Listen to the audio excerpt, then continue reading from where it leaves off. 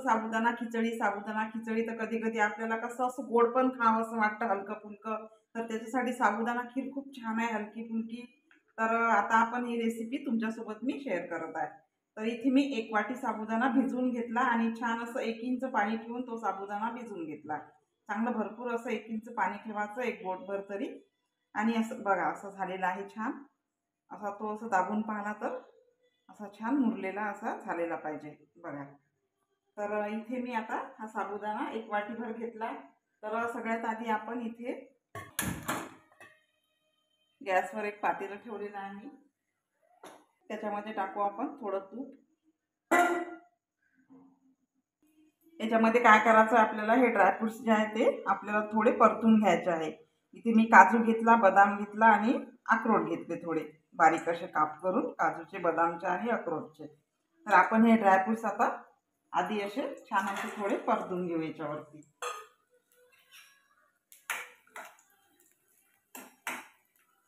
जास्त आपल्याला एकदम असे जास्त डार्क नाही करायचे आहे, थोडे परतून घ्यायचे आहेत.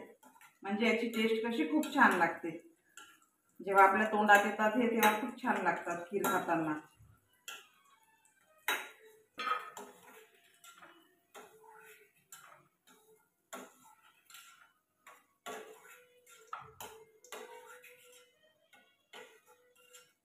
हे बघा आता काढून घेतले.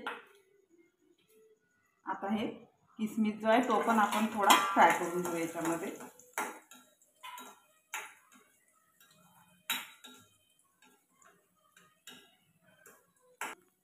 आपण काढून घेऊ. हे बघा सगळं आपण असं फ्राय करून घेतलेलं आहे.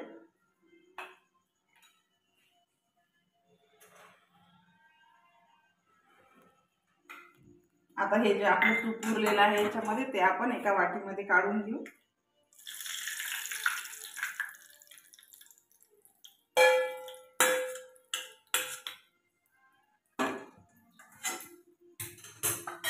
आणि याच्यामध्ये टाकू आपण दूध. इथे मी अर्धा लिटर दूध घेतलेलं आहे. हे बघा दुधाला आपल्या उकळी देऊ आपण छान.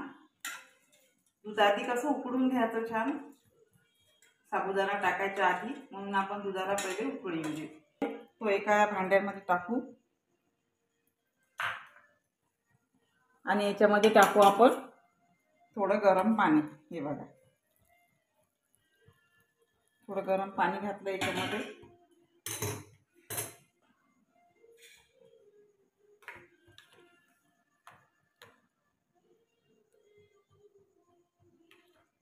आता याला 5 मिनिट काय करू आपण असंच राहू देऊ याच्यामध्ये, तोपर्यंत आपल्या दुधाला उकळी येते. तर याचं काय होते, जे चिकटपणा असते तो साबुदाण्याचा तो याच्यामध्ये या पाण्यासोबत निघून जाईल. आणि म्हणजे मग आपली खीर कशी चिकट होणार नाही, अशी चिपचिपी होणार नाही, छान अशी दाना दाना अशी मोकळी दिसेल आपली खीर. म्हणून आपण हे स्टेप केलेली आहे. हा साबुदाणा जो आहे तो आपण या गरम पाण्यामध्ये टाकून घेतलेला आहे.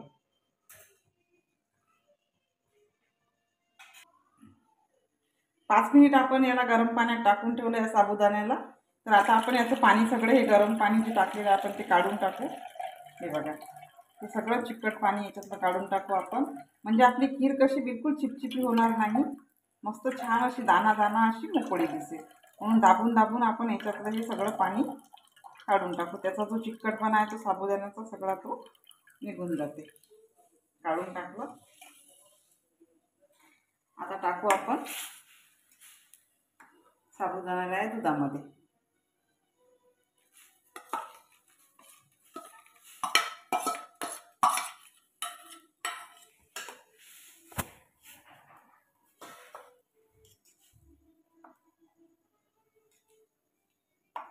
आता दुधामध्ये साबुदाणा टाकला आपण. आता छान याला शिजवून घेऊ आपण.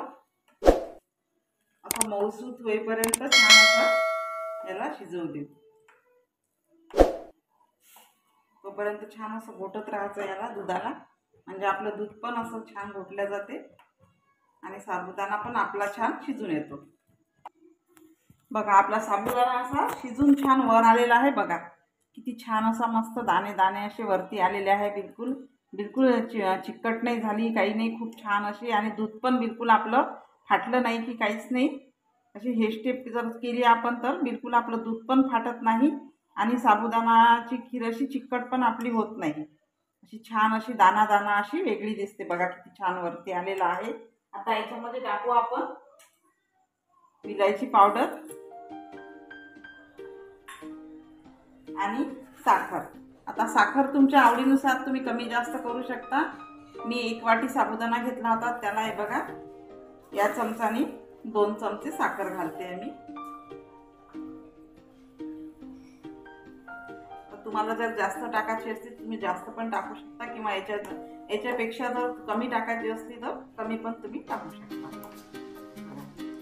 आता याला छान साखर टाकली आपण, मिक्स करून घेऊ.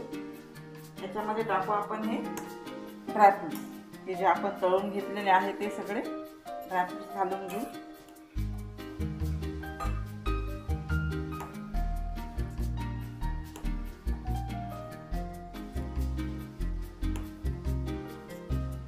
त्याजवळ तर ही चारोळी पण मी याच्यामध्ये टाकते आहे. खूप छान लागते याची पण टेस्ट खिरीमध्ये. आपण छान याला मिक्स करून घेतलं. बघा छान आपली खीर झालेली आहे. बघा दाना दाना एकदम असा वेगळा मोकळी आणि मऊसूत अशी खूप छान शिजलेली आहे.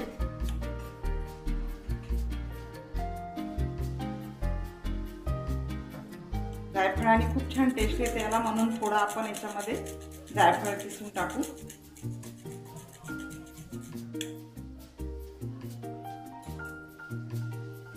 आणि हे ड्रायफ्रुट्सचं जे तूप होतं आपलं राहिलेलं ते आपण याच्यामध्ये थोडं टाकून देऊ बघा. आणि याला छान मिक्स करून घेऊ.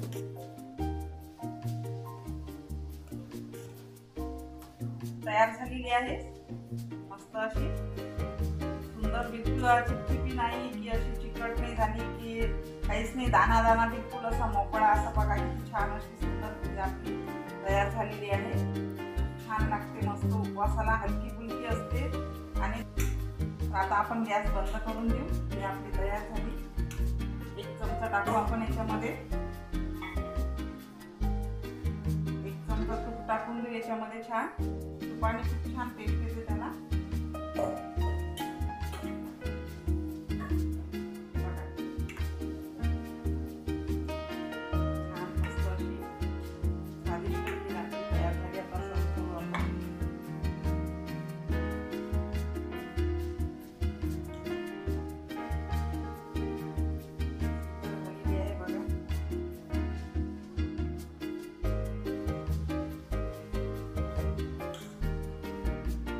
तुम्हाला जर व्हिडिओ आवडला, रेसिपी आवडली तर लाईक शेअर करा, कमेंट करा. आणि अशी खीर तुम्ही करून बघा, खूप छान लागते, हलकी फुलकी राहते. आणि अशा पद्धतीने जर केली जे मी तुम्हाला सांगितलेलं आहे त्या पद्धतीने तर बिलकुल चिकट होणार नाही. दाना दाना असा मोकळा होईल आणि खूप चवीला खूप सुंदर होईल. तर करून बघा. रेसिपी आवडली तर व्हिडिओला लाईक शेअर करा, कमेंट करा. आणि नवीन असाल तर चॅनलला नक्की सबस्क्राईब करा. धन्यवाद.